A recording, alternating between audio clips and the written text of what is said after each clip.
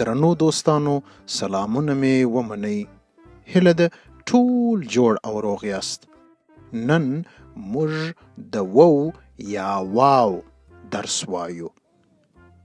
وو د پښتو الفبا نه 13 توری دی.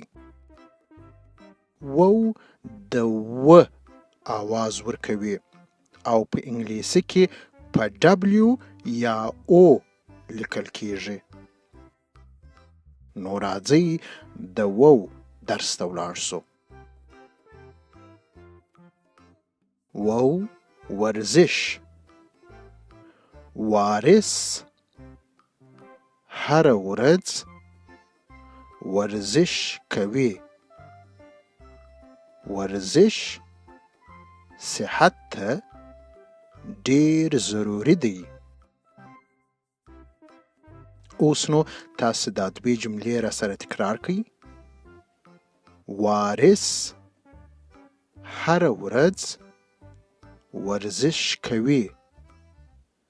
ورزش صحت ته ډیر ضروری دی. تاسو ګورئ په وارث، ورځ، ورزش او ضروري کې وو راغلی دی. اوس به وګورو چې نور کوم نومونه له وو څخه راځي. واوره، واورې ته په انګلیسي باندې سنو وایي. والیبال او واده. نو موږ ګورو چې له وو څخه واوره، والیبال او واده راغلی. اوس به وګورو چې که وو د یو نوم یا لغت په مابینځ کې راسي نو څنګه ایسي. حوض، په حوض کې وو په مابینځ کې راغلی دی. حوض ته په انګلیسي سویمینګ پول وایي. او کډو، په کډو کې وو په آخر کې راغلی دی. کډو ته په انګلیسي سکواش وایي.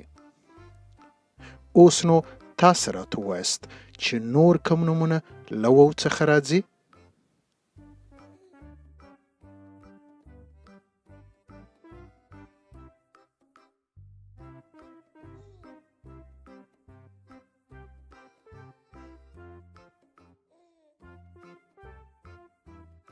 آفرین، ولډن. دا درس به تاسو په خپلو کتابچو کې ولیکئ او خپل مور پلار ته به یې ښکاره کړئ. وو ورزش، وارث هر ورځ ورزش کوي. ورزش صحت ته ډیر ضروری دی.